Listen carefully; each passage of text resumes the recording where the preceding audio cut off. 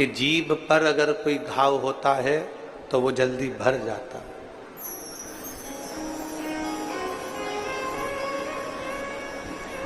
जीभ पर, जिह्वा पर अगर कोई घाव हुआ तो वो जल्दी भर जाता है, ये मेडिकल साइंस कहता है।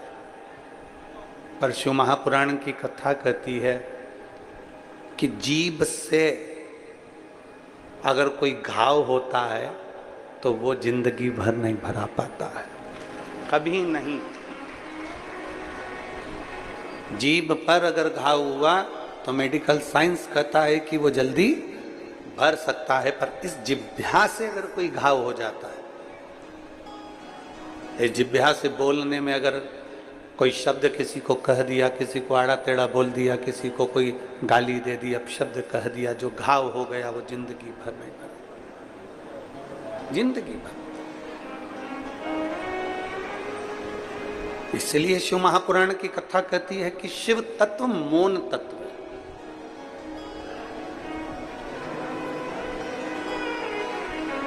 शिव तत्व में मौनता है।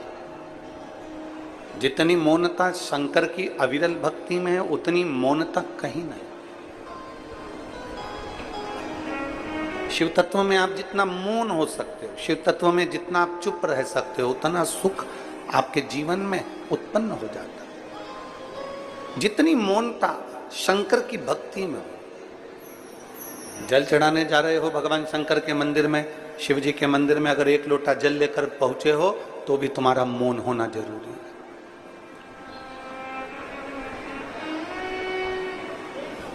शिव के मंदिर में अगर तुम आराधना कर रहे हो तो तुम्हारा मौन होना जरूरी है।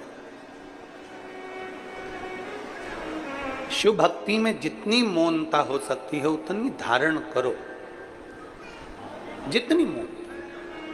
कथा सुनने भी आते हो, वैसे तो आप लोग छत्तीसगढ़िया सबड़े बढ़िया, वैसे तो आप छत्तीसगढ़ के रहवासी हो, तो ये तो है कि आप लोग कथा को जब सुनते हो तो एकदम मौन होकर, एकदम साइलेंट होकर सुनो। जितनी मौनता हम धारण करेंगे उतने शिव के करीब जाते जाएंगे।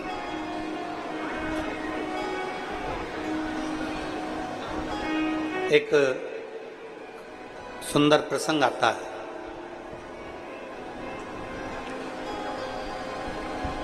षडानंद कार्तिकेय जी के 6 मुख हैं।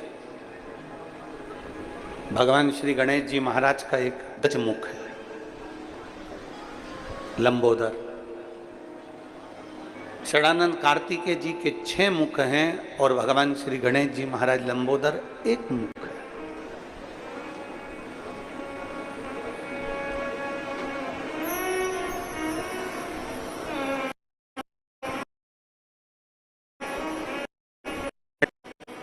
गणेश जी महाराज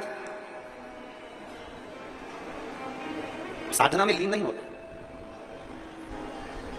पर षडानंद कार्तिकेय जब भी बैठते हैं, एक बार की साधना में जो कार्तिकेय बाबा बैठे, हजारों वर्ष तक उनकी साधना टूटती ही नहीं, टूटती नहीं।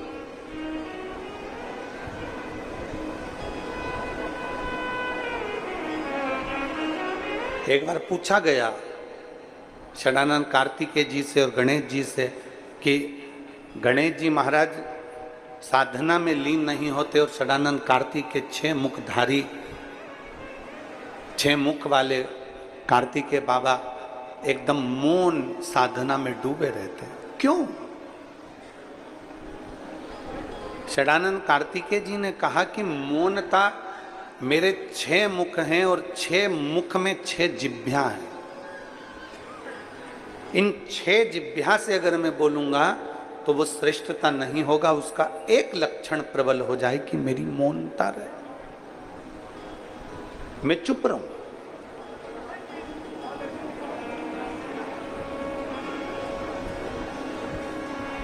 और मेरे चुप रहने में मैं भगवान की विरल भक्ति में डूबा रहता हूं, भगवान शिव की विरल भक्ति में समाया होता हूं।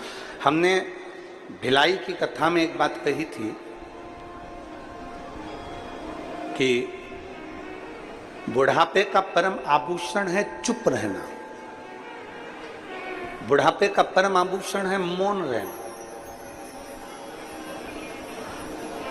आप जितने चुप हो, आप जितने मौन हो, उतने प्रभु के करीब हो, उतने करीब हो आप शंकर। पर मौन कहां रहना है? मौन किस जगह पर रहना है? शिव महापुराण की कथा कहती है मौन रहने के लिए भी एक स्थान बताया गया है कि जहां अंतिम का क्षण निकल रहा हो वहां मौन रहिए।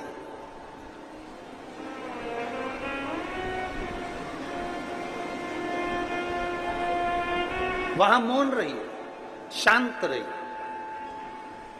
जहां व्यर्थ की बातें हो रही हो वहां मौन रहिए।